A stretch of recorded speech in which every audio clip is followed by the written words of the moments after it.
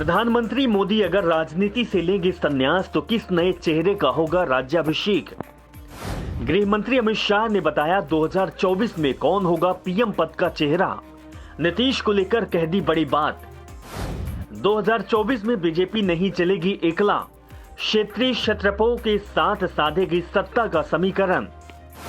2014, 2019 और अब 2024 जाने बीजेपी के लिए नरेंद्र मोदी ही क्यों है मुमकिन। 2024 लोकसभा चुनाव के लिए प्रधानमंत्री पद के उम्मीदवार की चर्चा हमेशा से रहती है। प्रधानमंत्री नरेंद्र मोदी के राजनीति से संन्यास लेने और नए चेहरों के राज्याभिषेक को लेकर अक्सर अटकलें लगती रहती है। केंद्रीय मंत्री और भाजपा के पूर्व अध्यक्ष अमित शाह ने 2024 में नरेंद्र मोदी को भाजपा का प्रधानमंत्री पद का उम्मीदवार घोषित कर इस रहस्य से पर्दा उठा दिया है। बीजेपी का सबसे बड़ा ब्रांड 2024 में भी होगा प्रधानमंत्री पद का कैंडिडेट। जी हां, पीएम मोदी अगले आम चुनाव में भी होंगे एनडीए के पीएम पद के उम्मीदवार। बीजेपी ने दावा किया है कि पार्टी अगले लोकसभा चुनाव में भी वापसी करेगी। वैसे लोकसभा चुनाव में अभी 2 साल का वक्त है। विपक्षी दल अभी अलग अलग मुद्दों पर बटी हुई है। इधर बीजेपी ने 2024 के लिए प्लान बनाना शुरू कर दिया है। गृह मंत्री अमित शाह ने तो अगले लोकसभा चुनाव में प्रधानमंत्री मोदी को प्रधानमंत्री पद का उम्मीदवार घोषित कर दिया है। पूरा बीजेपी का कुनबा अगले आम चुनाव के लिए मिशन मोड में आ चुका है। पार्टी के दिग्गज नेताओं को बड़े राज्यों का दौरा भी शुरू हो चुका है। पार्टी के कार्यकर्ताओं को लक्ष्य भी दिया जा रहा है, यानी जीत कैसे मिले, जीत के लिए प्रयास कितना हो, इसकी तैयारी शुरू हो चुकी है। अमित शाह ने कार्यकर्ताओं के टारगेट भी बता दिए हैं। दरअसल बीजेपी ब्रांड मोदी को भुलाने के लिए पूरी तरह तैयार दिख रही है। विपक्षी दल जहां आपसी मतभेद को ही पाटने में लगी है, वहीं बीजेपी अपने सहयोगी दलों को साधते हुए अपने सबसे बड़े ब्रांड के साथ मैदान में उतरने की रणनीति बना चुकी है। एक बड़ा सवाल ये है कि आखिर बीजेपी को अपने सबसे बड़े ब्रांड पर इतना भरोसा क्यों है। तो इसका सीधा सा जवाब है कि इस वक्त भारत की राजनीति में पीएम मोदी की टक्कर का नेता विपक्ष में नहीं है। दूसरी बात, पीएम मोदी की लोकप्रियता अभी भी पूरे देश में सब पर भारी है। तीसरी बात, बीजेपी में अभी मोदी के कद का नेता फिलहाल नहीं है। वैसे भी भगवा दल अपने सबसे बड़े जितायु नेता के साथ मैदान में उतरकर जीत की लय बरकरार रखना चाह रही है। पीएम मोदी ने भी 2024 के पहले 10 लाख रोजगार देने का ट्वीट कर चुके हैं। इस मिशन मोड में पूरा करने के लिए मंत्रालयों को निर्देश दिया जा चुका है।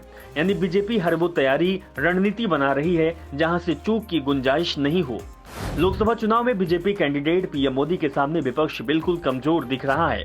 वैसे भी 2014 और 2019 के लोकसभा चुनाव में मोदी के सामने विपक्ष बिल्कुल बिखर गया था। मोदी की अपील और विपक्षी बिखराव ने बीजेपी की जीत आसान कर दी थी। देश का सबसे बड़ा दल कांग्रेस अभी अपने सबसे मुश्किल हालात से गुजर रहा है। दूसरी तरफ अलग अलग राज्यों में जो क्षेत्रीय दल हैं, उनमें और कांग्रेस में तारतम्य नहीं है। ऐसे में मोदी बनाम ऑल में भी मोदी का पलड़ा भारी दिख रहा है। हो सकता है कि आने वाले वक्त में चीजें थोड़ी बदलें, लेकिन क्या वो मजबूत बीजेपी को टक्कर दे पाएंगी, ये देखने वाला समय होगा। एनडीए दलों का साधना कांग्रेस समेत विपक्षी दल आपस में तालमेल नहीं बैठा पा रही हैं। उधर बीजेपी अपने सहयोगी दलों को साधना शुरू कर चुकी है। बिहार में नीतीश कुमार की पार्टी जेडीयू और बीजेपी में तानातनी चल रही है, लेकिन यहाँ भी बीजेपी ने पहल कर दी है। बिहार में बीजेपी की संयुक्त राष्ट्रीय कार्यकारिणी की बैठक में बीजेपी ने साफ कर दिया है कि राज्य में पार्टी जेडीयू के साथ मिलकर चुनाव लड़ेगी। पार्टी नेता अरुण सिंह ने साफ कहा है कि बीजेपी गठबंधन धर्म में विश्वास रखती है और पार्टी मुख्यमंत्री नीतीश कुमार की पार्टी जेडीयू के साथ गठबंधन में आम चुनाव और 2025 का बिहार विधानसभा चुनाव लड़ेगी। माना यह भी जा रहा है कि आम चुनाव से पहले बीजेपी कुछ पुराने सहयोगियों को भी साथ जोड़ सकती है। यानी जीत के लिए पार्टी हर उस फॉर्मूले को अपनाने को तैयार है जिसमें जीत पक्की हो जाए। 2024 में पीएम मोदी की वापसी को रोकने के लिए क्या बिखरा विपक्ष एकजुट हो पाएगा, इस पर विशेषज्ञों का अलग अलग मानना है। दरअसल अलग अलग राज्यों में क्षेत्रीय दल अलग अलग मुद्दों पर चुनाव लड़ते हैं। ऐसे में केंद्र की राजनीति, केंद्र में कौन आएगा, इसको लेकर अभी भी जद्दोजहद चल रहा है। ममता बनर्जी के नेतृत्व वाली टीएमसी, शरद पवार की एनसीपी, आरजेडी, समाजवादी पार्टी जैसे कई दल कुछ मुद्दों के साथ आने की कोशिश तो करते हैं, लेकिन सभी मिलकर सीधे पीएम मोदी को टक्कर देते फिलहाल नजर नहीं आते हैं। ऐसा इसलिए भी है क्योंकि राष्ट्रपति और उपराष्ट्रपति चुनाव में साफ तौर पर देखा गया है। उपराष्ट्रपति चुनाव में टीएमसी ने वोट नहीं डालने का फैसला किया है तो विपक्षी कैंडिडेट मार्गरेट अल्वा समेत पूरे विपक्षी दलों के लिए एक झटका था। अगर पूरा विपक्ष एकजुट हो पाएगा तभी बीजेपी के लिए थोड़ा मुश्किल हो सकता है, लेकिन यह भी बनता दिखाई नहीं दे रहा है।